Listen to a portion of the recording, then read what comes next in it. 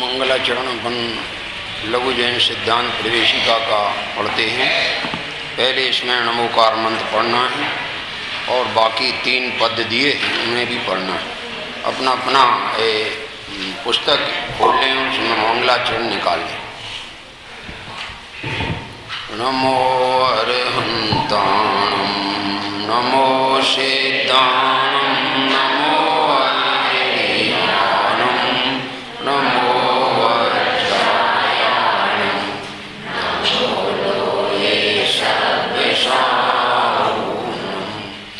मंगलं भगवान् वीरो मंगलं गौतमो मंगलं कुंदकुंडार्यो जैन धर्मोस्तु मंगलम्।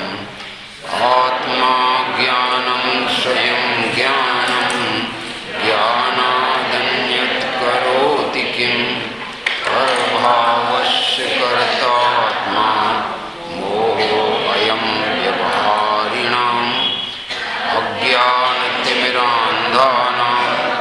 ज्ञानाञ्जनशलाकया चक्षुरुन्मीलितं येन तस्मै श्रीगुरुवे नमः।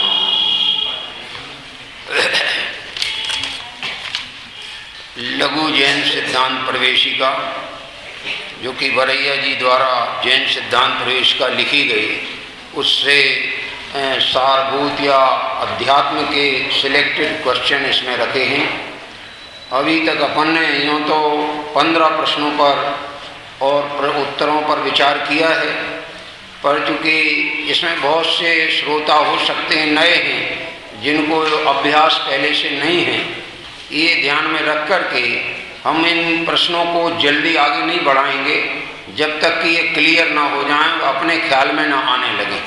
इसलिए हम अभी तक जो बता चुके हैं इन प्रश्नों के विषय में, उन प्रश्नों के आधार पर एक तो हम परिभाषा भी पूछते हैं और उस परिभाषा को समझने से हमें क्या लाभ होता है ये भी अपन पूछेंगे। उसमें कोई भी जिसको याद हो वो कोई भी एक एक लाभ भी बोलेगा तो बोल सकता है, और जो छूट जाएंगे उनको मैं बता दूंगा, है ना। तो एक कक्षा के रूप में हम प्रश्न उत्तर अभी आपसे करने वाले हैं और ये प्रारंभ कर रहे हैं। अभी आज हम जो प्रश्नोत्तर करेंगे, इन 4 प्रश्नों के आधार से बहुत सी बातें आएंगी। विश्व, द्रव्य, गुण और पर्याय, ये 4 बातें बेहद महत्वपूर्ण हैं। जिन्हें 4 बातों का विशेष ज्ञान हो जाए वे नियम से भेद विज्ञानी हो जाते हैं और उन्हें मोक्ष मार्ग प्राप्त करने का अवसर आता है। इसलिए हम एक एक पर शुरू कर रहे हैं। विश्व को मैंने अंग्रेजी में बताया था यूनिवर्स कहते हैं, है ना। वो विश्व की परिभाषा अपन ने क्या पढ़ी है, ध्यान है किसी को? एक जन बोलेगा, हाथ उठाए मैं बोल लूंगा। बोलो भाई, तुम बोलो। हाँ बोलो जरा, विश्व की परिभाषा बोलिए। 6 द्रव्यों के समूह को विश्व कहते हैं। बहुत बढ़िया, 6 द्रव्यों के समूह को विश्व कहते हैं। बैठ जाओ। अभी आप लोगों में से ये बताइए कि द्रव्य 6 ही होते हैं कि कम बढ़ भी होते हैं? 6 होते हैं, ना कम होते हैं ना ज्यादा होते हैं। तो इन 6 द्रव्यों के नाम बता सकता है कोई? बहुत अच्छा, तुम बताओ। चलो बताया तो अच्छा है, थोड़ा जोर से बताओ। तुम बताओ जोर से। देखो, जीव, उद्गल, धर्म, अधर्म, आकाश और काल, ये 6 जाति के द्रव्य हैं और इन्हीं 6 जाति के द्रव्यों का नाम वास्तव में विश्व है। ये विश्व की परिभाषा हुई। तब एक बात मैं पूछता हूँ, इन 6 जाति के द्रव्यों में तुम भी हो कि नहीं हो? कौन जाति में आते हो तुम? जीव की जाति में आते हो। ठीक, बहुत बढ़िया। माने विश्व में तुम भी शामिल हो, हैं? अच्छा, अब प्रश्न ये है कि 6 द्रव्यों में चेतन कितने हैं और अचेतन कितने हैं? एक तो चेतन है, जीव द्रव्य जाति चेतन की है और बाकी 5 जातियां अचेतन। ठीक है, चेतन तो वो जिसमें चेतना, ज्ञान, दर्शन आदि हो, वो चेतन। और अचेतन वे जिनमें ज्ञान दर्शन चेतना न पाई जाए, वे सब अचेतन। ठीक है ना। अब वो अचेतन के कितने भेद हुए?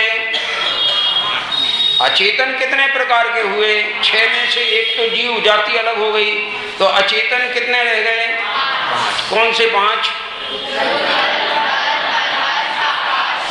बहुत बढ़िया। पुद्गल, धर्म, अधर्म, आकाश और काल, ये 5 रहे।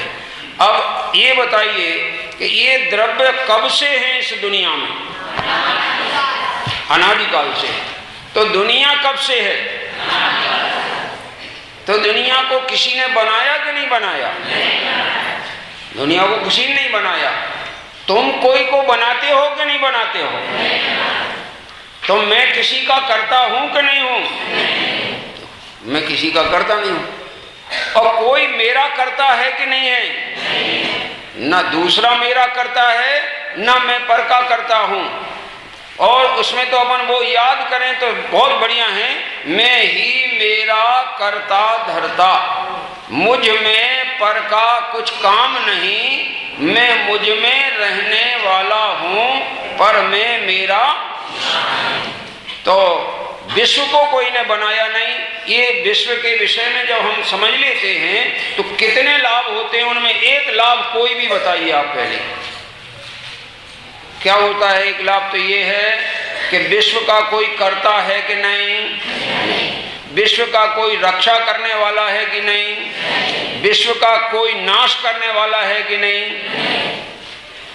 तो कोई अगर ऐसा मानता है, वो मान्यता सही है कि गलत है? देखो बच्चे कह रहे हैं ये सब मान्यताएं गलत हैं। अच्छा एक बात मैं पूछता हूं भाई, भगवान हमारे कष्ट दूर करते हैं कि नहीं? बच्चे बोल रहे हैं भगवान हमारे कष्ट दूर नहीं करते। ये देखो ये असर इनमें आने वाला है। तो हमारे कष्ट को हमें कौन देता है? कि हम अपनी भूल से ही दुखी होते हैं। तो सुखी होने के लिए हमें क्या करना पड़ेगा? सुखी होने के लिए हमें भूल मिटानी पड़ेगी, भूल को समझना पड़ेगा। और जब भूल दूर होगी तो हम अपनी भूल मिटा के सुखी हो जाएंगे। और जब तक भूल रहेगी तो हम दुखी होते रहेंगे। ख्याल में आएगी नहीं बात? तो अभी 6 द्रव्यों के समूह को विश्व कहा, तो एक तो हमारी ये मान्यता दूर हो गई कि जगत का कोई कर्ता हर्ता और रक्षा करने वाला नहीं है, कि जगत तो स्वयं सिद्ध है। ये स्वयं सिद्ध जगत अनादि से है और अनंत काल तक रहने वाला है। और उन 6 द्रव्यमय संसार में मैं जीव द्रव्य हूँ। मैं भी कब से हूँ? मैं भी कब तक रहने वाला हूँ? अनंत काल तक हैं। अब एक बात बताना जरा भाई, जो जीव अनादि का होता है, जो वस्तु अनादि की होती है, उसका जन्म नहीं होता है। और जिसका जन्म होता है वो वस्तु अनादि की नहीं होती। ठीक है ना। और आप कौन हो? अनादि के हो। तो आपका जन्म हुआ कि नहीं? हैं? धीरे से क्यों बोल रहे हैं? अभी तो जोर से बोल रहे थे सब। आवाज धीमी का अर्थ ये निकलता है कि निर्णय में कमी। समझ में आएगा नहीं? और ज्यों की तो आवाज निकले तो समझेंगे निर्णय पक्का है। समझ में आए ना? तो मैंने क्या प्रश्न किया? हाँ, मेरा जन्म हुआ है कि नहीं? तो जो जन्म दुनिया में कहा जाता है वो क्या चीज है? वो शरीर की प्राप्ति होती है। शरीर की का कहना चाहिए जन्म होता है और आत्मा उस शरीर के साथ में संबंधित हो जाता है, वह इसको ही जन्म कहते हैं। समझ में आए कि नहीं? और जब शरीर का संबंध छूट जाता है और आत्मा शरीर से न्यारा होकर चला जाता है, इसको दुनिया में मरण कहते हैं। मगर एक विचार करो, मरण में किसका मरण हुआ? चेतन का कि पुद्गल का? पुद्गल का। तो पुद्गल तो मरा ही हुआ है, उसका मरण कैसे होगा? मरे का मरण होगा। और चेतन तो कभी अचेतन होता नहीं, तो वो मरेगा क्या? बोलो जरा, बोलो। नहीं मरेगा। तो कौन मरेगा? मरने का इस जगत को भ्रम हो गया है। कैसा भ्रम हो गया है? कि शरीर मिलता है, अन्य चीज का संयोग होता है, मनुष्य पर्याय का संयोग हुआ, तो संयोग को अपना स्वभाव मान करके और मेरा जन्म हुआ ऐसा मानता है। ऐसा में और जब इसका वियोग होता है तो मानता है कि मेरा मरण। अच्छा एक बात बताओ, मरने के बाद तुम्हें लोग मरघट ले जाएंगे कि नहीं? बोलो जरा, ये तो बड़ों को देना चाहिए इसका जवाब है। हाँ देखो वो बोला उन्होंने साहब, मुझे नहीं ले जाएंगे तो किसको ले जाएंगे? तो मैं शरीर हूं कि शरीर से भिन्न हूं? देखो मैं तो शरीर से भिन्न हूं, मुझे नहीं जाएंगे, मुझे मरघट ले जाने का प्रश्न ही नहीं। मैं चला जाऊं तो फिर ये मरघट जाने लायक हो जाता है शरीर। समझ में आया कि नहीं?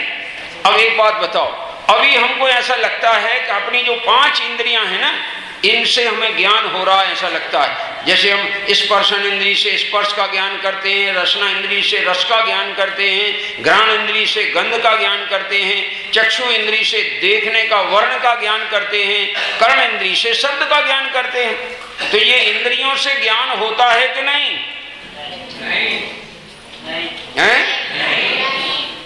इंद्रियों के माध्यम से तो होता है, लेकिन ज्ञान करने वाली इंद्रियां नहीं है। कौन है ज्ञान करने वाला?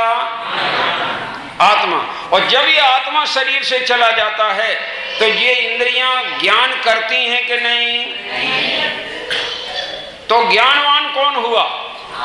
आत्मा हुआ ज्ञानवान। हमारा लक्षण ज्ञान है और हम ज्ञान वाले हैं, चेतना हमारा लक्षण है, हम चेतना वाले हैं। ये बात हमें विश्व में समझने में, विश्व में मैं कौन हूं ये समझने के लिए विश्व समझा जाता है। एक बात ध्यान रखो, रामायण में मूल चरित्र कौन है? राम, ठीक है ना? लेकिन राम के चरित्र को खुलासा करने के लिए और अनेक तुम्हारे से पात्र आते हैं और उनका भी चरित्र बताया जाता है, मगर सबके चरित्र बताने का प्रयोजन क्या है? राम के चरित्र को फोकस करना है ना, उसको हाईलाइट करना, उसको प्रकाशित करना है। या विश्व समझाने का, 6 द्रव्यों को समझाने का प्रयोजन क्या है? अपने आत्मा को समझना है। समझ में आएगा नहीं? उस विश्व में मेरा क्या स्वरूप है ये समझना है। क्योंकि जो विश्व के स्वरूप को नहीं समझते हैं वे विश्व में भटकते रहते हैं, और जिन्हें विश्व में अपना न्यारा स्वरूप समझ में आ जाता है उनका चतुर्गति में परिभ्रमण मिट जाता है और विश्व के अग्रभाग में, लोक के अंत में वे जाकर विराजमान हो जाते हैं। सिद्ध भगवान लोकांत में विराजमान रहते हैं, वहां विराजमान हो जाते हैं। तो 6 द्रव्यों के समूह को विश्व कहते हैं। ये समझने से मुझे पता लगा कि मैं भी इस विश्व का द्रव्य हूं और मैं अनादि अनंत हूं, मेरा जन्म भी नहीं है और मेरा मरण भी नहीं। अब एक बात बताओ, जब तुम्हारा जन्म नहीं है, तुम्हारा मरण नहीं है, तो तुम्हें जन्म मरण का डर होना चाहिए कि नहीं?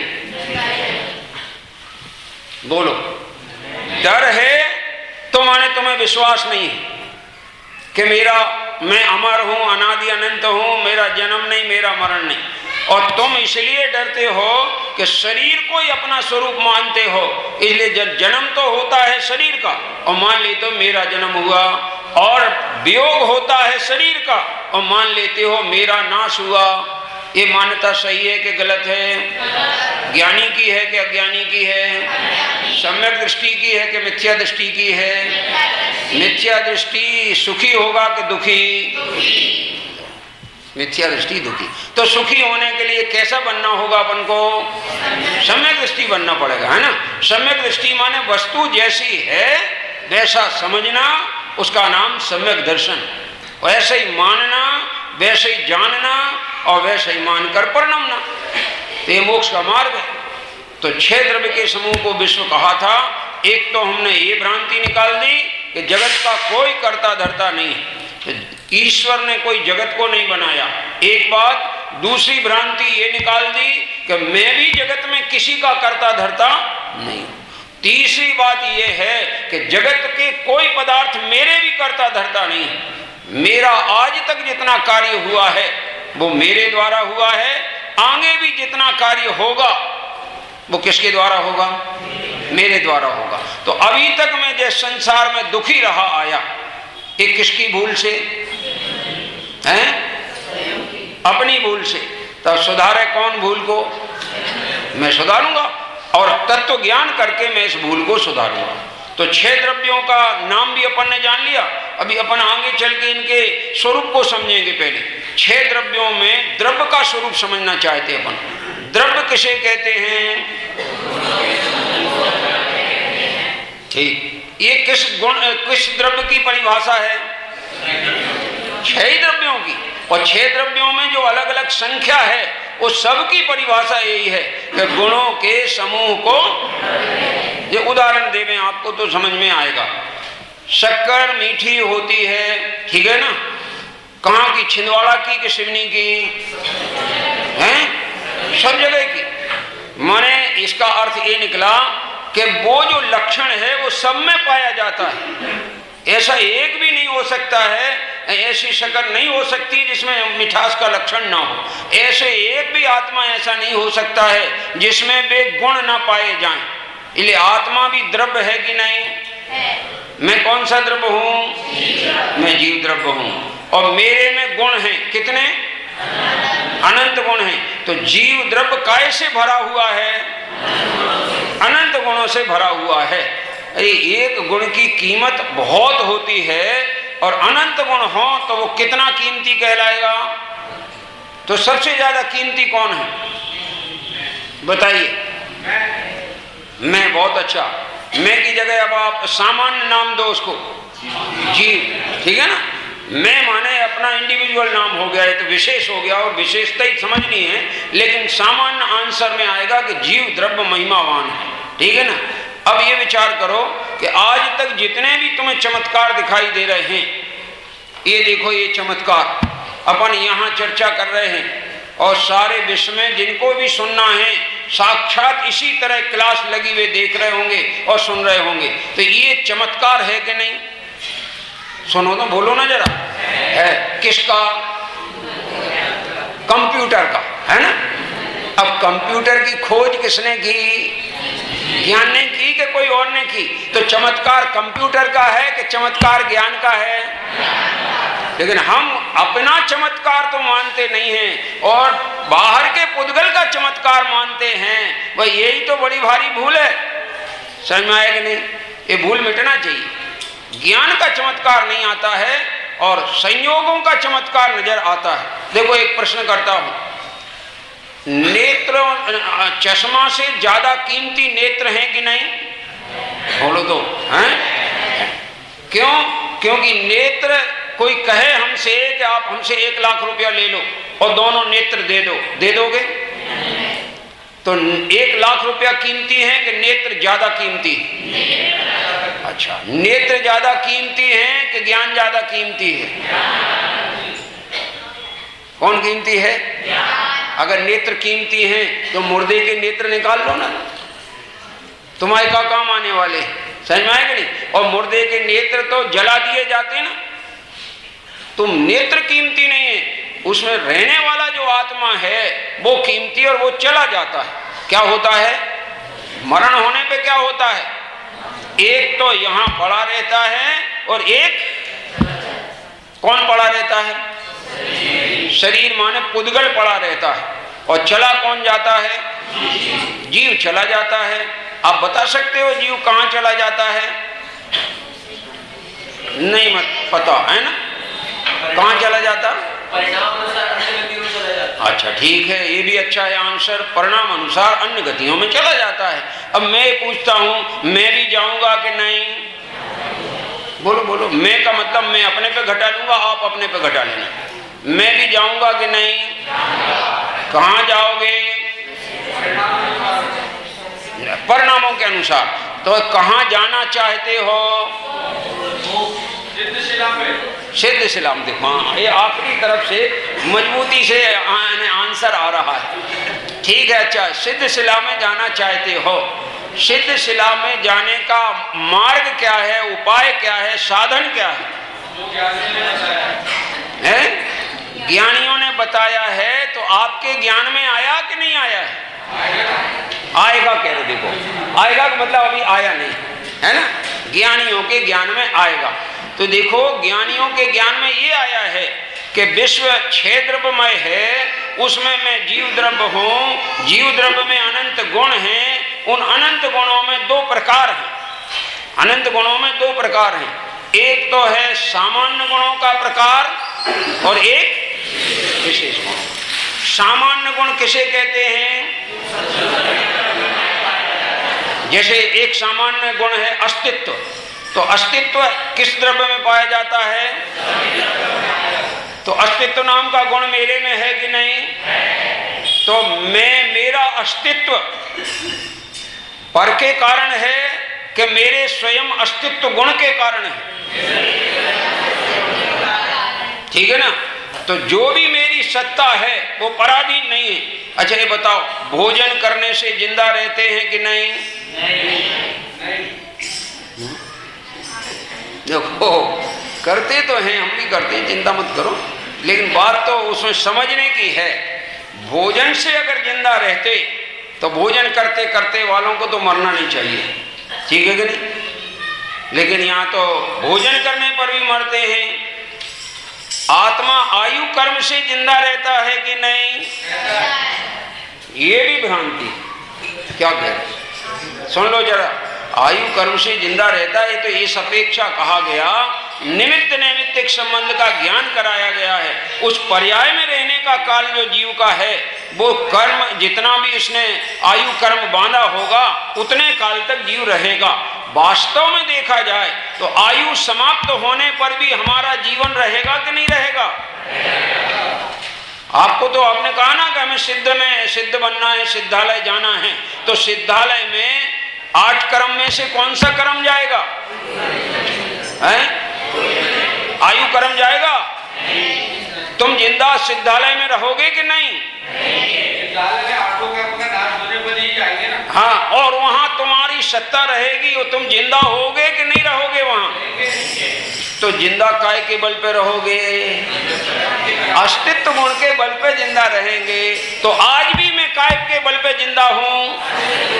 बोलो, अस्तित्व गुण के कारण जिंदा हूं, पर के कारण नहीं हूं। मेरा चेतना जो है वो अस्तित्व गुण के कारण मुझ में है, पर के कारण नहीं। एक पूजन में ऐसा आता है कि ये उसमें ये आया है, मैं मान रहा था अब तक प्रभु भोजन से जीवन चलता है, भोजन बिन नरकों में जीवन। 33 सागर तक भोजन नहीं मिलता है तो भी नरक का, साथ में नरक का नारकी जिंदा रहता है, मरता नहीं। भोजन बिन नरकों में जीवन, भर पेट मनुज क्यों मरता है, और तुम भोजन बिन अक्षय सुखमय। यह समझ त्यागने हूँ आया, होकर निराश सब जग भर से, अब सिद्ध शरण में, सिद्धों की शरण में आया। तो आज मैंने अस्तित्व गुण से ये पाया कि मेरा जीवन मेरे कारण से है, पर के कारण से। तो लोग जो मंत्र जपते हैं कि मरण न हो, एक जो मंत्र है जीवित रखने के लिए मंत्र पढ़ते हैं कि हमारे आयु बढ़ जाए, तो इन मंत्रों से हमारा जीवन सुरक्षित रहेगा? हैं? हमारा मंत्र यही है कि मैं अनादि अनंत हूं। जब ये मंत्र स्वीकार करोगे तो जन्म मरण का भय मिट जाएगा। ख्याल में है कि नहीं? तो विश्व को समझा, विश्व के द्रव्यों को समझा, द्रव्य के स्वरूप को समझा, उसमें अनंत गुण पाए जाते हैं, हमने ये समझा। उन अनंत गुणों में कुछ सामान्य होते हैं और कुछ विशेष होते हैं। वैसे होते तो सामान्य अनंत हैं। कितने होते हैं सामान्य गुण? हर एक द्रव्य में अनंत सामान्य गुण हैं, लेकिन उन सब का प्रयोजन न होने से हमें 6 सामान्य गुण बताए हैं जो हमारे को समझने के लिए प्रयोजनभूत हैं। वो 6 कौन कौन से बताए हैं? अरे नहीं, ऐसा नहीं, ऐसा नहीं, ऐसा नहीं। पहला कौन सा? दूसरा कौन सा? तीसरा कौन सा? चौथा कौन सा? पांचवा कौन सा? और छठवां? ये 6 सामान्य गुण हैं। अब पहले गुण के विषय में अपन ने तो समझा कि अस्तित्व गुण के कारण मैं सदा काल अस्तित्व रूप रहता हूं, मेरा कभी नाश नहीं हो सकता, कोई मुझे मिटा नहीं सकता, कोई मुझे बना नहीं सकता। एक बात बताओ, ये बाल्यावस्था युवावस्था, वृद्धावस्था आती है कि नहीं आती है? आती है ना। तो तुम बालक हो कि वृद्ध हो कि तुम्हारे से जवान हो? तो ये तीन अवस्थाएं किसकी हैं? मेरी हैं कि मेरे पड़ोसी की हैं? किसकी? पड़ोसी माने शरीर, माने पड़ोसी, और आत्मा माने मैं। ठीक है ना। तो ये शरीर की तीन अवस्थाएं हैं। मैं ना बालक हूं, ना मैं वृद्ध युवा हूं, और ना मैं वृद्ध हूं। तो जब बालक वृद्ध युवा में नहीं हूं, तो देह का संबंध छूटने पर मरण कहने में आएगा, तो वास्तव में वो मेरा मरण नहीं कहलाएगा। मैं तो देह छोड़ के अन्यत्र चला जाऊंगा, और जहां भी जाऊंगा वहां मैं रहूंगा। मेरी सत्ता का, मेरे गुणों का मुझ में से कभी अभाव। अनंत गुण हमारे में अनादि से हैं। आज कितने हैं? आज भी अनंत हैं। तो ये अनंत गुण हमारे साथ सदा रहते हैं, संसार में भी रहते हैं और मोक्ष में भी वे अनंत गुण पर्याय में प्रकट हो जाते हैं। तो अब आप बताइए, मोक्ष जाने के लिए कौन सा मार्ग अपनाना होगा? पर वस्तुओं को अपना मानने का कि पर से भेद ज्ञान करने का? ठीक है ना। वो भेद ज्ञान के लिए अपन 6 सामान्य गुणों को पढ़ रहे हैं। तो पहला अस्तित्व हो गया। दूसरा क्या है उसमें? वस्तुत्व गुण का क्या स्वरूप है?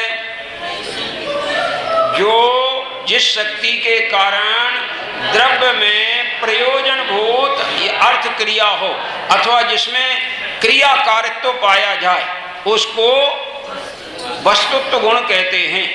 ये वस्तुत्व गुण के कारण पदार्थ का नाम वस्तु है। समझ में आया? द्रव्यत्व गुण के कारण पदार्थ का नाम द्रव्य है। अस्तित्व गुण के कारण पदार्थ का नाम सत्ता है। समझ में आया नहीं? एक एक गुण की अपेक्षा से उनके नाम पड़ गए। तो अब आप देखिए, वस्तुत्व गुण से वस्तु में कोई ना कोई फंक्शन होता है, कोई क्रिया होती। कुम्हार ने घड़ा बनाया, क्या किया? घड़ा बनाया। उसमें कोई क्रिया होगी कि नहीं होगी? काय के लिए बनाया? प्रयोजनभूत क्रिया क्या होगी घड़े की?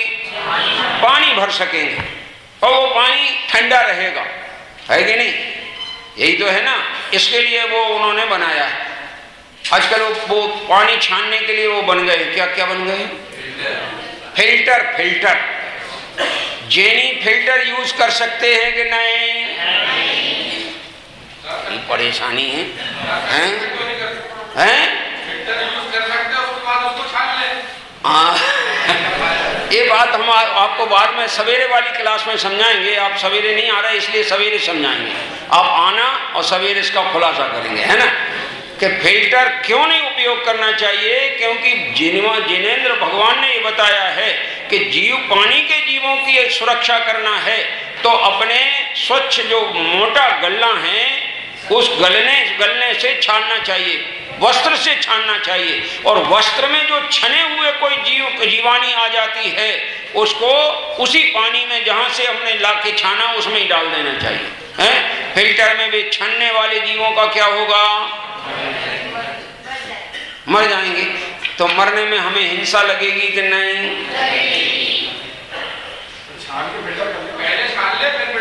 अच्छा, हाँ, ये बहुत अच्छा बताया। पहले छान ले ये भी बहुत बढ़िया बात। पहले छाना तो फिल्टर तो हो ही गया, सही है कि नहीं? बाद में वे उसमें इसलिए डालना चाहते, उन्हें ये मालूम है कि फिल्टर में भी कोई थोड़े सा बारीकी कण आ सकते हैं, और उसमें ये कोशिश की जाती है कि वो बारीक कण भी ना आए, है ना। तो एक और बड़ा फिल्टर है अपने पास, वो जैन धर्म अनुसार कि अपने कपड़े से छानो और एक बार गर्म कर दो आप, तो गर्म किए हुए पानी में जितने भी परमाणु होंगे वे सब नीचे बैठ जाएंगे। आप ऊपर ऊपर का पानी पी लो, आपको किसी प्रकार का ना स्वास्थ्य का हानि होगी और ना धर्म की हानि होगी। अब भैया देखो, एक बात है, सच्ची बात तो समझ लो, फिर जीवन में जब उतारना हो तब उतारना, पर सत्य को सत्य माने बिना और सत्य को जीवन में उतारे बिना मोक्ष जाने की बात तो दूर है, स्वर्ग भी नहीं जा पाओगे। क्या कह रहे हैं? हमारी बिटिया भोपाल में वो पहले छानती है, बाद में फिल्टर पर डालती है। और ठीक है तो आप ऐसे करना, और छानने के बाद उसकी जीवानी को भी यथास्थान डालना चाहिए। अपना प्रयोजन तो जीवों की हिंसा हमारे निमित्त से ना हो, समझ आएगी नहीं। चलो वापस आते हैं, अस्तित्व वस्तुत्व गुण में कोई ना कोई क्रिया होती है। तो जितने जगत में द्रव्य हैं वे हैं सत्तावान हैं, ये तो बताया अस्तित्व गुण ने, मगर वे सत्तावान होने पर निष्क्रिय नहीं है, उनमें प्रयोजन भूत क्रिया होती रहती है। अब प्रश्न आया कि ये प्रयोजन भूत क्रिया कौन कराता है, माने पर्याय कौन बदलता है, अवस्थाएं कौन बदलता है? द्रव्यत्व गुण से वस्तु में अवस्थाएं बदलती हैं। तो इसका अर्थ निकला कि हमारे द्रव्य में जितनी भी अवस्थाएं होती हैं उनका कोई दूसरा द्रव्य करता धरता, सारी अवस्थाएं मेरे द्रव्यत्व गुण के कारण होती हैं। इसलिए अवस्थाओं के बदलने में पलटने में मैं स्वतंत्र हूं, मैं किसी परद्रव्य के अधीन। मुझे आत्मज्ञान करना है, आत्मज्ञान में कौन बाधक है बताओ? पंचम काल आत्मज्ञान में बाधक है? अरे कोई बाधक नहीं है, बाधक केवल तुम्हारा एक प्रमाद है। अगर तुम प्रमाद करोगे और अपने को समझने की कोशिश नहीं करोगे तो तुम्हारे लिए आत्मा की समझ नहीं आएगी, आत्मा की अनुभूति नहीं होगी, धर्म की शुरुआत नहीं होगी। और यदि आप समझने का उद्यम करोगे तो समझ में आए बिना। तो द्रव्यत्व गुण बताता है कि वस्तु की जितनी अवस्थाएं पलटती हैं वो कोई दूसरा नहीं पलटता है, वो द्रव्य में वस्तुत्व द्रव्यत्व गुण पड़ा है, उससे अवस्थाएं बदलती हैं। तो हमारी जितनी अवस्थाएं बदलती हैं बेशक किस गुण के कारण? द्रव्यत्व गुण के कारण। तो अब जरा हम अभी जब प्रश्न करेंगे तो हम पूछेंगे ये किसके कारण बदला, आपको बताना होगा और वो उसका जवाब देना। अभी हम छहों को जरा क्लियर कर दें। चौथे गुण का नाम क्या है? प्रमेयत्व गुण। प्रमेयत्व गुण माने नोएबिलिटी, द्रव्य की जो द्रव्य में ज्ञान का विषय बनने की योग्यता होती है उसको कहते हैं प्रमेयत्व गुण। क्या परिभाषा है उसकी? ठीक है, ठीक। जरा इसमें क्या होता है, जब सब जन बोलते हैं तो कोई समझ में नहीं आता क्योंकि वे आगे पीछे बोलते हैं। जिस शक्ति के कारण द्रव्य किसी न किसी ज्ञान का विषय बने उसे प्रमेयत्व गुण कहते हैं। तो इसका अर्थ क्या निकला कि हर द्रव्य ज्ञान का विषय बनता है। तो हमारा आत्मा ज्ञान का विषय बनता है कि नहीं? हमारे आत्मा को किसका ज्ञान जानेगा? किसका ज्ञान? भगवान का ज्ञान। और भगवान का ज्ञान हमारे आत्मा को जान भी ले तो हमें कोई फायदा नहीं। हमारे आत्मा को हमारा ज्ञान जाने तो हमें फायदा है। माने हमारा आत्मा भले अमूर्तिक है लेकिन ज्ञान का विषय वो हमारे अनुभव में प्रकट होता है। इसलिए हम अपने आत्मा का ज्ञान कर सकते हैं। बोलो, कर सकते कि नहीं?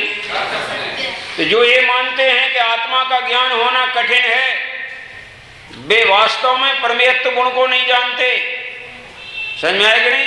प्रमेयत्व गुण को जानने वाला मानता है कि जैसे हम बाहर के पदार्थों को जानते हैं ऐसे ही अगर हमारा ज्ञान अंतर्मुखी हो जाए, भेद ज्ञान कर लेवे, द्रव्य कर्म नो कर्म भाव कर्म को न्यारा जान लेवे और अपने आत्मा को चेतन ज्ञान दर्शनमय जान लेवे तो आत्मज्ञान प्रकट हो सकता है। और आत्मा प्रमेयत्व गुण के कारण हमारी पर्याय में, ज्ञान की पर्याय में, अनुभव में, जानने में आ सकता है। ठीक है ना?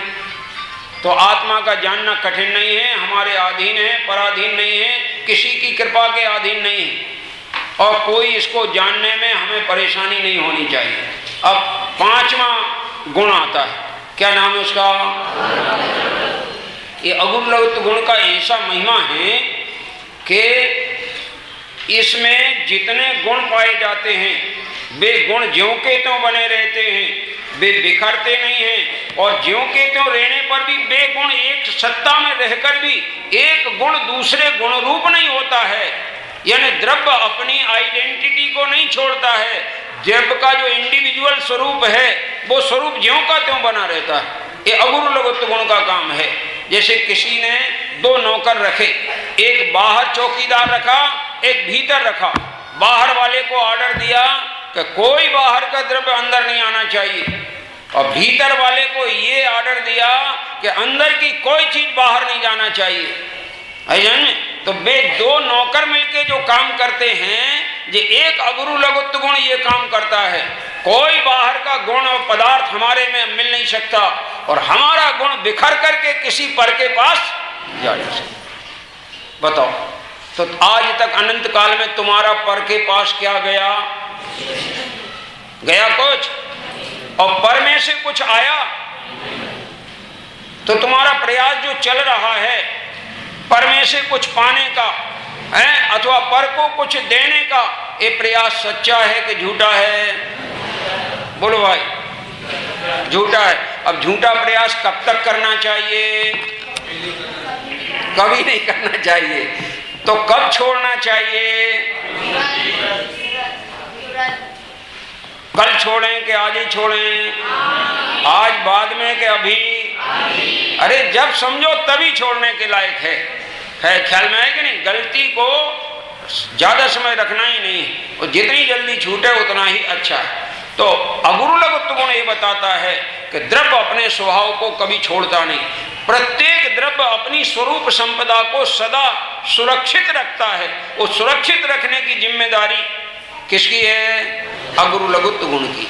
और वो गुण मेरे में है, और वो गुण 6 द्रव्यों में है। तो किसी द्रव्य का कोई भी स्वरूप हरण कर सकता नहीं, और किसी रूप परिणमन कर सकता नहीं। एक गुण दूसरे गुण रूप हो सकता नहीं। अभी आया प्रदेशत्व गुण।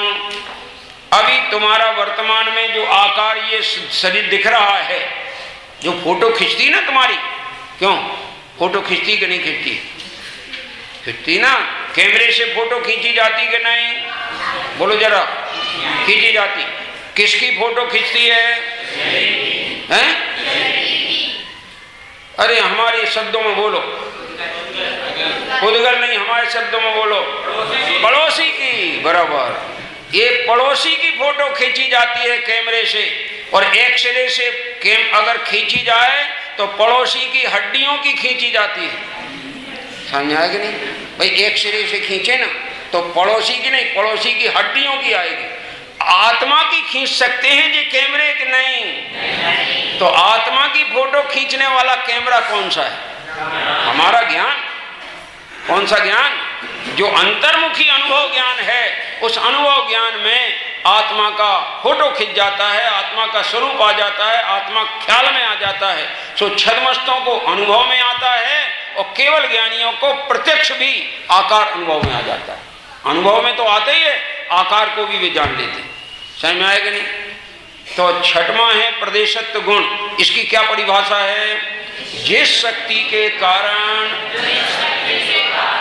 द्रव्य में कोई ना कोई आकार अवश्य पाया जाए, उसे प्रदेशत्व गुण कहते हैं। अब आप बताइए, अमूर्तिक द्रव्य का आकार अमूर्तिक होगा, और मूर्तिक द्रव्य का आकार मूर्तिक होगा। हम एक दृष्टांत जरा बताते हैं लौकिक, जो तुम्हारे ख्याल में आ जाए।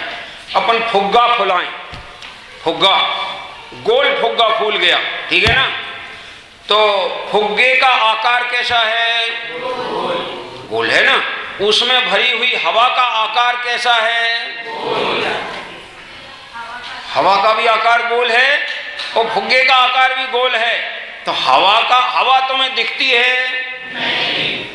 फुग्गा दिखता है कि नहीं? फुग्गा दिखता है, और हवा नहीं दिखती। नहीं दिखने पर भी तुम्हें उसके आकार का अनुमान होता है कि नहीं? ऐसा हो सकता है गोल फुग्गे में चपटी हवा भरी हो सकता है क्या? गोल होगी तो गोले भरी होगी, है ना? अब ये शरीर है, 2 पैर हैं, 2 हाथ हैं, जो आकार है शरीर का, इसमें आत्मा रह रहा है, वो भी हवा की तरह रह रहा है। जैसा आकार हो उस आकार में उस ढंग से व्याप्त हो जाता है। तो अभी आत्मा का आकार कौन सा होगा? शरीराकार। कौन सा होगा? अब जब सिद्ध दशा में शरीर नहीं रहेगा, तब कौन सा आकार होगा? हैं? तब अंतिम शरीर का जो आकार, जो अंतिम शरीर में जो आत्मा का आकार था अमूर्ति, वही आकार उसका सिद्धालय में रहेगा। समझ आया? अगर कोई मुनिराज ने पद्मासन से मोक्ष पाया है तो उनका आकार वहां भी अमूर्तिक आकार पद्मासन होगा, और किसी ने खड्गासन से मोक्ष पाया है तो सिद्ध दशा में उनका आसन भी खड्गासन का आकार होगा। क्या तो अशरीरी इसलिए बोला जाता है कि सिद्ध दशा में कोई शरीर नहीं है क्या? शरीर है? हाँ, अब तो सुनो, शरीर का भी आकार होता है मूर्ति, उद्गल का आकार मूर्ति, धर्म द्रव्य का आकार तीन लोक जैसा, अधर्म द्रव्य का आकार तीन लोक जैसा, और आकाश का आकार अनंत।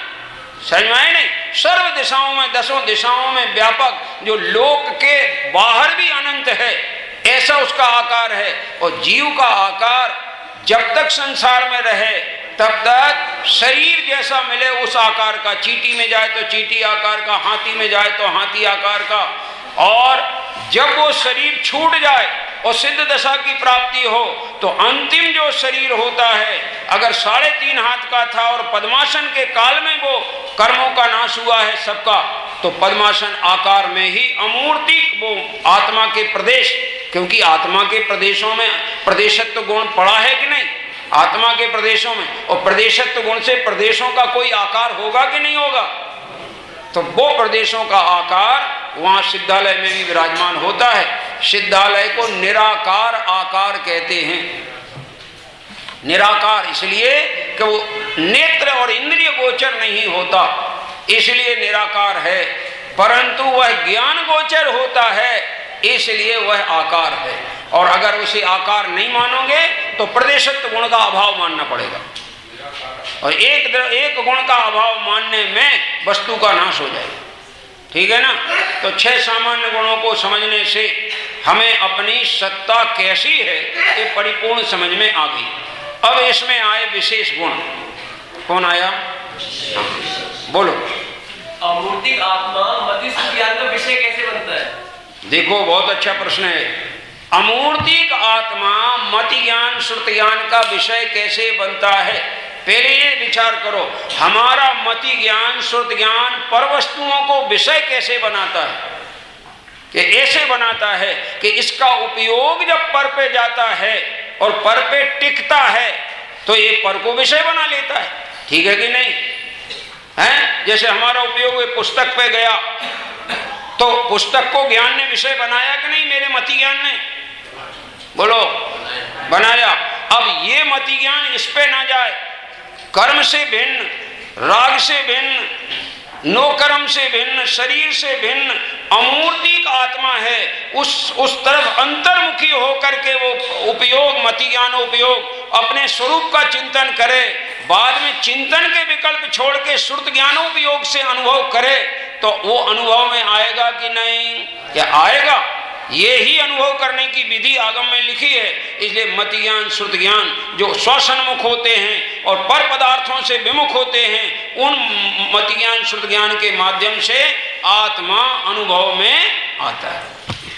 समझ में? अगर ऐसा न हो तो कोई भी छद्मस्त आत्मानुभवी नहीं हो सकता।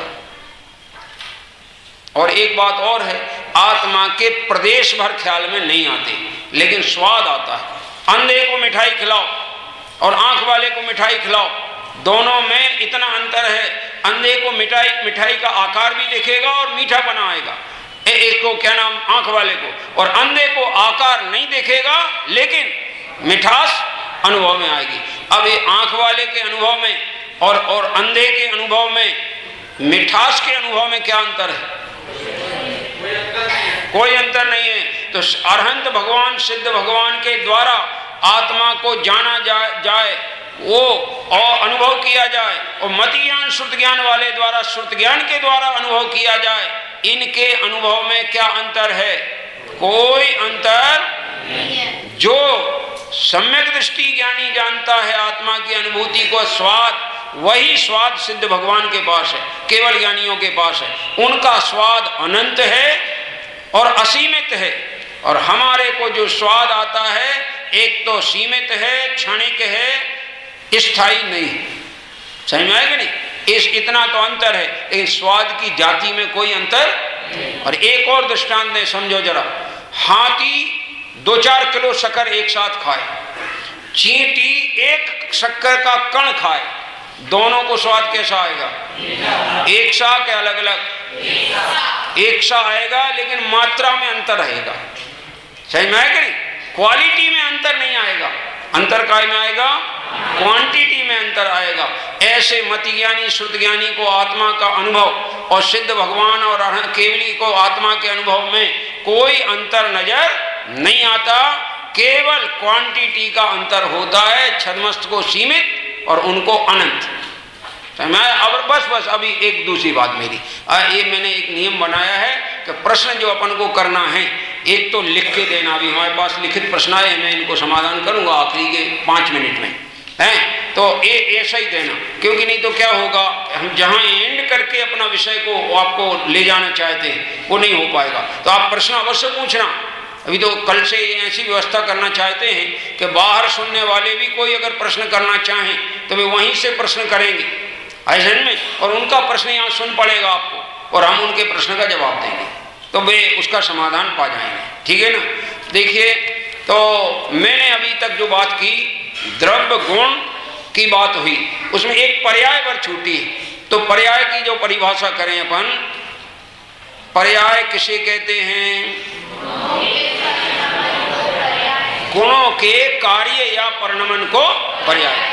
तो इसका अर्थ ही निकला कि मेरे में जितने जो गुण हैं, उन गुणों में जो परिणमन होता है वो उसका नाम पर्याय है। अभी आत्मा में विशेष गुण कौन से हैं ऐसे में? तो जरा पृष्ठ पे निकालो जरा, एक क्या नाम इसका नंबर जो मैं बता रहा हूं, 16वां नंबर का प्रश्न निकालो जरा, देखो जरा, आत्मा में विशेष गुण कौन से हैं? तो लिखा, जीव द्रव्य में चैतन्य, दर्शन, ज्ञान, सम्यक चारित्र, सुख और क्रियावती शक्ति, ये गुण विशेष हैं। किसमें? जीव में। अब जरा विचार करो, एक एक पे विचार करें कि जीव द्रव्य में चेतना है, ये विशेष गुण है, ये 5 द्रव्यों के पास नहीं है, इसलिए इसका नाम विशेष। ठीक? अभी ज्ञान और दर्शन, ये भी मेरा विशेष गुण है, तो आपके पास ज्ञान और दर्शन है कि नहीं? तो ज्ञान दर्शन की पर्याय कौन सी होगी? ज्ञान की पर्याय जानने की होगी और दर्शन की पर्याय देखने की होगी। अब इसमें एक और आया है सम्यक्त। सम्यक्त माने श्रद्धा करना, प्रतीति करना, विश्वास करना, ये सम्यक्त की पर्याय है श्रद्धा गुण की। चारित्र यानी स्वरूप में स्थिर होना, और एक इसमें शब्द आया है सुख, जिस पे हमें ध्यान देना है। सुख नाम का गुण आत्मा में है कि नहीं? है।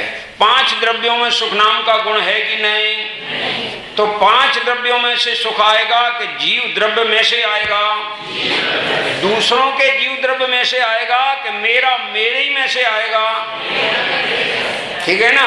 क्योंकि मेरे में सुख का अस्तित्व है। तो हमें कहाँ सुख खोजना चाहिए? 5 इंद्रिय के विषयों में, बाहर के संयोगों में, पैसा में, धन में, वैभव में, इज्जत में, आबरू में, नाम में, प्रतिष्ठा में, के स्वभाव में? क्योंकि अंदर सुख गुण है। अगर स्वभाव को देखोगे तो उसकी पर्याय परिणमेगी, और वो सुख परिणमेगी क्या? वो परिणम रही है, वो तो तुम्हारा उपयोग उस पर जाए तो वो तुम्हारे अनुभव में आएगा। तो सुख प्रकट करने के लिए भी ये विशेष गुण अगर हमारे ख्याल में आएगा तो हमें सुख प्रकटेगा। आज हम इसको अभी यहीं रोकते हैं, यानी 15 प्रश्नों तक हम आए हैं, 16वां प्रश्न आज लिया है। कल हमें 6 द्रव्यों के विशेष गुण बताना है और उनके समझने का फायदा क्या है ये भी बताना है। आज अभी जो प्रश्न आए थे, 5 मिनट मैंने बचाया है, 1-2-3 प्रश्न है, मैं उनको समाधान करता हूँ, आप जरा सुनिए। एक प्रश्न ये आया है, यद्यपि सुख आत्मा में है, तथापि जब इच्छा उत्पन्न होती है और उसकी जब पूर्ति होती है, तब पदार्थ के मिलने या भोगने के काल में सुख प्रतीत होता है, तब यथार्थ ज्ञान कैसे किया जाए? अभी देखो यही भूल हो रही है। क्या भूल हो रही है? आपने ये लिखा है यद्यपि सुख आत्मा में है, ये तुम बोल रहे हो कि प्रतीति है। देखो ना, अब भी पकड़े जाओगे 1 मिनट में। बोल रहे हो तो बोलो मत। क्या कह रहे? मानो ना, उसमें है सो मानो। तो जब तक बोलोगे वो मानोगे नहीं, तब तक तुमको ये बाहर के संयोगों में सुख नजर आएगा और आएगा। क्योंकि तुम जैसे कोई शराब पिए है, अब वो उसको अपनी कोई खबर है नहीं, अब खबर ना होने पर नशा चढ़ा है, अब नशे में कोई चाहे तो उसको उसकी खबर करा दे, संभव है? कब खबर होगी? नशा उतर जाए और दोबारा नशा ना करे तो उसके समझ में आ जाए। तुम फिर भी सुनो, तथापि जब इच्छा उत्पन्न होती है तब उसकी पूर्ति होती है, और पूर्ति करने में भोग, जो भी वस्तु भोगने में आती है उसमें सुख प्रतीत होता है। तो यथार्थ ज्ञान कैसे किया जाए? तो आपका प्रश्न तो ये है कि हम यथार्थ ज्ञान कैसे करें। तो ऐसा करो ना कि जो तुम्हें प्रतीति होती है पर में सुख की, वो तुम्हारी भ्रांति है। कैसी भ्रांति है? कुत्ते को हड्डी में सुख नजर आता है, सूखी हड्डी में। बोलो, वो उसकी भ्रांति है कि यथार्थ है? भ्रांति है। उसमें सुख है, हड्डी में नहीं, फिर भी उसको सुख नजर आता है, तो वो उसकी भ्रांति है। अब वो भ्रांति को छोड़े और सुख जहां है उसको समझे। तो अज्ञानी भी पर पदार्थों में सुख मानता है, और पदार्थ पर अब भी अपन ने देखा है कि असामान्य विशेष गुणों में सुख नाम का गुण एक जीव द्रव्य के सिवाय किसी अन्य द्रव्य में है। जब नहीं है तो तुम्हें कहां से प्रतीति में आता है? प्रतीति में आ रहा है कि भ्रांति से तुम्हें लग रहा है? जो हिरण होता ना, हिरण गर्मी में वो दौड़ता है पानी पीने के लिए, है? जल नहीं पावे प्राण गमावे, भटक भटक मरता, वस्तु पराई माने अपनी भेद नहीं करता। बताओ, भेद नहीं करता तो भेद करो तो यथार्थ ज्ञान हो जाएगा। जवाब, आत्मा अपनी वस्तु है और उसका अनुभव करना सरल है, पर शरीर के साथ सहज एकपना भाषित होता है। देखो, अब फिर तुम्हारी वही गलती चल रही। गलती ये चल रही कि एक तो तुम ये कह रहे हो कि आत्मा अपनी वस्तु है, दूसरे आप ये भी कह रहे हो कि उसका अनुभव करना सरल है, और फिर तीसरे आप ये भी कह रहे हो उसके विरोध में कि शरीर के साथ एकपना भाषित होता है। तो इसका अर्थ ये है कि आत्मा अपनी वस्तु भाषित नहीं हुई और वो अनुभव उसका सरल तुम्हें अभी भाषित ही नहीं हुआ। ये शब्द हैं और अनुभूति तो तुम्हारी पर के साथ एकत्व की चल रही है, इसलिए वो भाषित हो रही है। तो वो भी मिट सकती है। इस देह से पृथक कोई अमूर्तिक वस्तु भी इस देह में है, तब मात्र आगम ज्ञान और उपदेश से आत्मा का भिन्न अस्तित्व स्वीकार कर उसका अनुभव किया जाए। सुनिए, आगम ज्ञान तो निमित्त है, अनुभव ज्ञान साक्षात है। तो आगम ज्ञान के बिना अनुभव ज्ञान नहीं होता। इसलिए पहले आगम से ज्ञान करो, गुरु से ज्ञान करो, जिनवाणी से ज्ञान करो। पीछे जिनवाणी का ज्ञान, सच्चा ज्ञान तब तक नहीं है जब तक आत्मा का अनुभव ज्ञान। इसलिए ये विधि है, ये आपने ठीक लिखी। और आखिरी, आत्मा में गुण धर्म शक्ति पृथक पृथक अनंत है, तथापि गुणों की चर्चा में गुण को शक्ति कहने का क्या अर्थ है? ये उपचार कथन ऐसे चलते हैं कि वो गुण भी गुण शक्ति रूप है, पर्याय भी पर्याय शक्ति रूप है, और इन गुणों में तुम्हारे से विकारी निर्विकारी पर्याय होती हैं, इसलिए इनको गुण शक्ति कहते हैं। दूसरी शक्तियां ऐसी जिनमें पर्याय नहीं होती हैं उनको शक्ति मात्र बोला जाता है। ये और ये आखिरी प्रश्न और देख लो, जानने और देखने में क्या अंतर है? बहुत बढ़िया प्रश्न है। मैं एक घड़ी को हाथ में मुट्ठी में रख ली मैंने और आपको नहीं बताया, और मैंने पूछा बोलो मेरे हाथ में क्या है, तो मालूम आप क्या कहोगे? पहले मुझे देखने दो तब मैं जानूंगा कि क्या है। ठीक है ना? तो देखने दो का अर्थ क्या निकला कि तुमने वस्तु का किया अवलोकन। क्या किया? आपको हमने ऐसा हाथ खोल के दिखाया, तो आपने पहले क्या किया? पहले क्या किया? देखा। फिर क्या हुआ? जाना।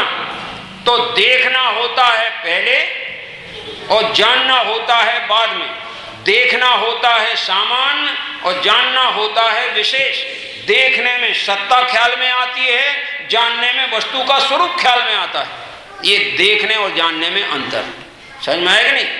इतना अंतर दोनों आँख से समझ में आता है। दोनों जो है जानना और देखना आँख से होता है।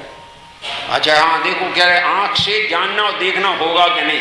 वैसे नेत्रों से तो देखा जाता है, ठीक है नहीं? नेत्रों को निमित्त से देखा जाता है। सच्चाई ये है कि नेत्र नहीं देखते हैं, नेत्र के माध्यम से ज्ञान ही जो सामान्य ग्रहण करता है वो देखना है, और वही ज्ञान जब उसको विशेष ग्रहण करता है तो जानना है। और नेत्र के माध्यम से भी देखना जानना दोनों होते हैं, समझ में आएगा ना?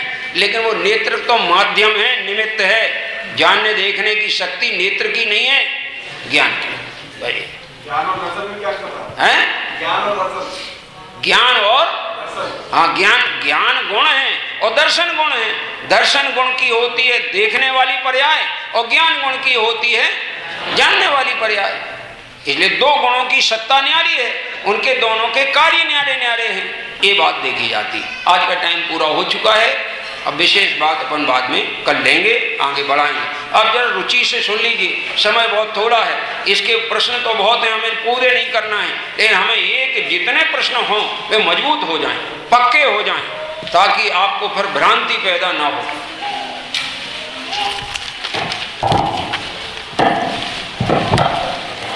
घोषणा की थी कि जो यहाँ पर विषय चलेगा उस पे से प्रश्न होंगे, क्योंकि आप लोगों ने बहुत एकाग्रता से इन प्रश्नों को सुना है। मेरे दिमाग में बहुत सारे विकल्प थे तो मैंने नहीं सुना है, इसलिए अब मैं आपके द्वारा ये जानना चाहता हूँ कि आपने इसे अच्छे से सुना है कि नहीं सुना है। तो एक रिविजन भी होगा, और मात्र दो क्वेश्चन पूछेंगे इधर से भी, और उनके पास पुरस्कार भी पहुँच जाएंगे। और पाठशाला के बच्चे देखें, बाहर जो लोग आपको अब देख रहे हैं उनके सामने ऐसा ना हो कि आपने ध्यान से नहीं सुना। तो ये समझ लेना, हम आपका नाम भी यहाँ पे बोलेंगे, इसीलिए आप बड़ा सावधानी पूर्वक उत्तर देना। और सारे प्रश्नों के उत्तर हमको अपनी प्रमुखता आत्मा की प्रमुखता से देना है। अस्तित्व गुण की चर्चा भी आई है। अस्तित्व गुण को जानने से हमें कैसा अनुभव आता है? जैसे हमने अस्तित्व गुण को समझा तो मुझे क्या उसका अनुभव होना चाहिए, मुझे क्या उससे पावर आना चाहिए? हाथ उठाएंगे जिनको, वो हाथ उठाए। हाँ, निकुंज जी, निकुंज जी की तरफ में हाँ बोले, जोर से बोले, बोलो, ये रिपीट कर देंगे। परिभाषा भी बता दें, और इस अस्तित्व गुण को जानने से मुझे क्या लाभ हुआ? अस्तित्व गुण के कारण द्रव्य का कभी नाश नहीं होता, वो किसी से उत्पन्न भी नहीं होता। ठीक है, उसके जानने से ठीक है, ये लाभ है कि आत्मा कभी न उत्पन्न होती है और न इसका मरण होता। तो इसको अपने ऊपर लगाना, अपने ऊपर कैसे घटाएंगे? देखो बोला तो बिल्कुल सही है, हम आत्मा शब्द जब बोलते हैं तो ऐसा लगता है हम किसी और की ही चर्चा कर रहे हैं। अब बिल्कुल अपने ऊपर ले आओ उस बात को। तो उसको आत्मा न बोल के मैं बोलूं। मेरा कभी नाश नहीं होता और मैं कभी उत्पन्न भी नहीं होता, मैं यानी अनादि हूं। बहुत सही है। मतलब हमारा ये भय निकल जाएगा कि ना तो मेरा कभी जन्म हुआ है और ना ही मेरा कभी मरण होगा। अस्तित्व गुण के जानने से लाभ है, वहाँ पुरस्कार पहुँचाए। पाठशाला के बच्चों के लिए अंदर 6 गुणों की चर्चा आई है, भिजवा दो। वो कौन से हैं? सामान्य गुण है या विशेष गुण है, और उन गुणों के नाम बताना है पाठशाला के बच्चे। जल्दी से आप बताएं। बोलो। हाँ बोलो, क्या नाम है आपका? आशीष है। सामान्य गुण है, वही बता दूं ना, माइक पे। अस्तित्व, वस्तुत्व, द्रव्यत्व, प्रदेशत्व, अगुरु लघुत्व, प्रमेयत्व, अगुरु लघुत्व और प्रदेशत्व। ठीक है, सही जवाब दिया जी हाँ, बहुत अच्छा बहन। आखिरी में विषय आया था जानने और देखने में क्या अंतर है। आप लोगों ने ध्यान से सुना, जिस व्यक्ति ने प्रश्न पूछा है उसको छोड़कर कोई और इसका जवाब देगा, क्योंकि उन्होंने तो ध्यान से सुना ही होगा, और आप सभी ने ध्यान से सुना है। जानने और देखने में क्या अंतर है? हाँ, बहुत कम लोगों के उठ रहे हैं। मैं आपको इस बीच में, जब तक आप लोग हाथ उठा लें, मैं आपको अभी मेरे को जब अपना क्लास चालू होने वाली थी उसके 15 मिनट पहले अहमदाबाद से एक भाई का फोन आया जिनकी उम्र लगभग 38 वर्ष है, 3 महीने से बिस्तर पर है और बहुत अस्वस्थ है। उनका फोन आया कि हम छिंदवाड़ा के लोगों का बहुत बहुत आभार मानते हैं कि मैं 3 महीने से मंदिर भी नहीं जा पाया, लेकिन अभी मैं यहाँ पर लघु जैन सिद्धांत प्रवेशिका की कक्षा सुन रहा हूँ और कल मैं मेरे इलाज के लिए मुझे बॉम्बे ले जाया जाने वाला है और मैं लैपटॉप लेके साथ में जा रहा हूँ ताकि मैं कक्षा का पूरा लाभ लूँ। देखो बाहर के लोग उत्साह से लाभ ले रहे हैं, हमें भी उतना उत्साह रखना चाहिए। प्रश्न था जानने और देखने में क्या होता है, बताइए।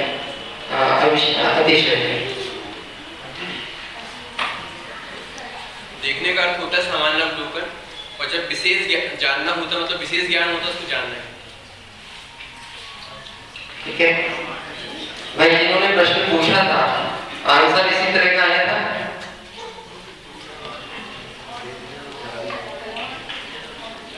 पहले देखना होता है कि जानना होता है? पहले देखना होता है, उसके बाद उसका ज्ञान जो होता है वो जानना है। ठीक है, एक पाठशाला के भाग में भी इसी तरह की बात आई थी, सत्य बोलने से पहले सत्य समझना आवश्यक है। ठीक है, उन्हें पुरस्कार पहुंचा दिया है। और आखिरी प्रश्न शक्कर के ऊपर बात आई थी। शक्कर का एक दृष्टांत दिया गया था कि सब जगह की शक्कर मीठी होती है। अब अपन थोड़ा सा यहाँ से हटके, क्योंकि बाहर के लोग भी हमारे साथ हैं, तो अमेरिका की, दुबई की, इंडिया की, तो शक्कर सब जगह की मीठी होती है। इस बात पर क्या सिद्धि होती है, इस बात को आपको बताना है। ये आखिरी प्रश्न है आज का, आखिरी प्रश्न है। आप लोग अच्छे से उसको जो जवाब देना चाहता हाथ उठाएं। इस बीच में मैं एक और सूचना दे रहा हूँ कि जो भाई हमारे बाहर इस कक्षा का लाभ ले रहे हैं वह कृपया ध्यान से सुने। लोगों को जो शंकाएं हो रही हैं वह अपने प्रश्न jainयुवा.छिंदवाड़ा, जिन लोगों को शंका है वह अपने प्रश्न jainयुwa.छिंदवाड़ा@yahoo.com पर हमें ईमेल कर सकते हैं। और साथ ही साथ आज उनके मोबाइल नंबर पर कुछ मोबाइल नंबर पहुंचने वाले हैं और ईमेल एड्रेस पहुंचने वाले हैं। आप अपनी शंकाएं उनको हमें यहाँ भेजें। ये क्लास खत्म भी यदि जब समाप्त हो जाएगी उसके बाद भी उनकी शंकाओं के समाधान उन तक पहुंचाए जाएंगे। अब प्रश्न का उत्तर दीजिए, कौन देना है? मैंने प्रश्न पूछा है, शक्कर की बात आई थी, शक्कर मीठी होती है, ये बात आई थी ना दृष्टांत, तो इसको आपको घटाना है अध्यात्म के ऊपर। इस बात को, ये जो दृष्टांत दिया गया था क्यों दिया गया? क्योंकि शक्कर की तो बात याद रह गई और मूल चीज भूल गए। तो यहाँ पे अध्यात्म की क्लास में राशन पानी की बात थोड़ी ना सिखानी है। हाँ, चाचा जी का हाथ उठ रहा है, लेकिन हम खुशी भी लेते हैं, कोई दिक्कत नहीं है। लेकिन अगर कोई बच्चे या सामने वाले प्रयास करना चाहते हैं तो हम उनका स्वागत करेंगे। आप लोग बहुत आगे पीछे हो रहे हैं, उन्होंने पहले हाथ उठाया, आप ही जवाब दें। चलो बोलो। सिद्धशिला में जो विराजमान सिद्ध है और यहाँ पर जितने भी मिथ्या दृष्टि जीव है उनका ज्ञान एक रूप है, सामान्य है और उसमें कोई फर्क नहीं है।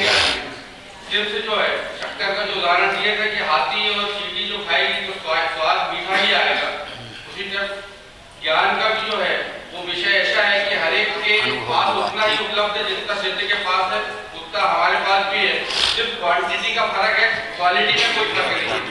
स्वाद मिठास का ही आएगा। ज्ञान होगा तो वो ज्ञान उसके प्रयोगक्रम अनुसार या उसके पुरुषार्थ अनुसार जाएगा और बाकी फर्क कुछ नहीं है स्वाद में। आपने जवाब दिया, इसके ऊपर अभी पंडित जी बोलेंगे। पायल कुछ बोलना चाहती हैं, एक बार जल्दी से बाइक खड़े होके शॉर्ट में उत्तर दें। पाठशाला के स्तर पे जो आपने पाठशाला में पढ़ा है उस आधार पे। जो ज्ञान अनंत सिद्ध के पास है, जो स्वाद उन्हें मिलता है वो असीमित है और जो ज्ञान हमें मिथ्या दृष्टियों को मिलता है वो सीमित होता है। लेकिन चलिए थोड़ा सा हम कर देते हैं, थोड़ा सा इसमें एक सुधार करना है। हमने मिथ्या दृष्टि शब्द जोड़े और आप जोड़ रहे नहीं, हम ठीक है, मिथ्या हमने ये कहा है सिद्ध भगवान को जिस जाति का स्वाद आता है ज्ञानी को भी उसी जाति का स्वाद आता है। अज्ञानियों को नहीं आता, अज्ञानियों को स्वाद आता ही नहीं आत्मा का। अज्ञानी और जड़ तो एक ही है, ज्ञानियों को आता है। अब ज्ञानी चाहे मति ज्ञानी शुद्ध ज्ञानी हो और चाहे केवल ज्ञानी हो, इन दोनों को आत्मा के स्वाद की क्वालिटी एक होती है, क्वांटिटी में अंतर है। ये बताने के लिए शक्कर का दृष्टांत दिया। ठीक है, मिथ्या दृष्टि से जोड़ने को नहीं, मिथ्या दृष्टि को स्वाद ही नहीं आता है, कैसे उसको बताओ, है ना? ठीक है। कल पूर्णा 8:30 बजे से इसी कक्षा का लाइव टेलीकास्टिंग होगा और जो यहाँ उपस्थित हैं वो कृपया समय का ध्यान रखकर समय पर यहाँ उपस्थित होंगे।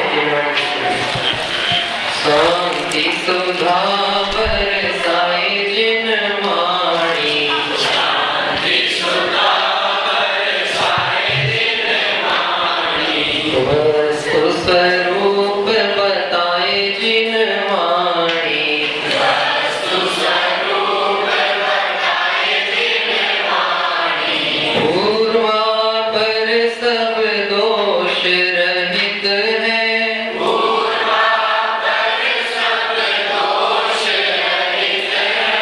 पाप क्रिया से शून्य शोध है, पाप क्रिया से शून्य शोध है, परमागम कहलाए जिन वाणी, परमागम कहलाए जिन वाणी, शांति सुधा बरसाए जिन वाणी, शांति सुधा राग रूप अंगारों द्वारा, राग रूप अंगारों द्वारा, महाक्लेश पाता जग सारा, महाक्लेश पाता जग सारा, सजल मेघ बरसाए जिन वाणी, सजल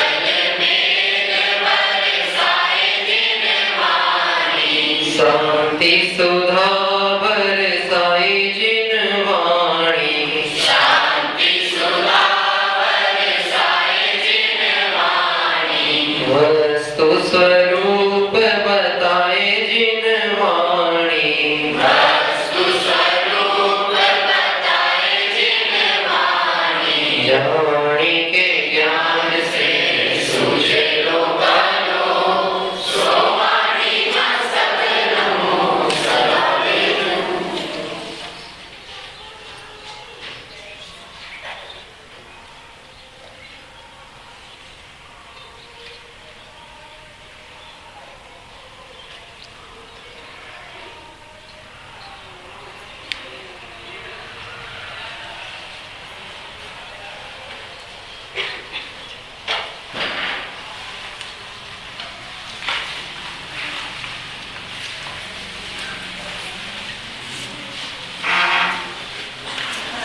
बोली जिनवाणी माता की जय।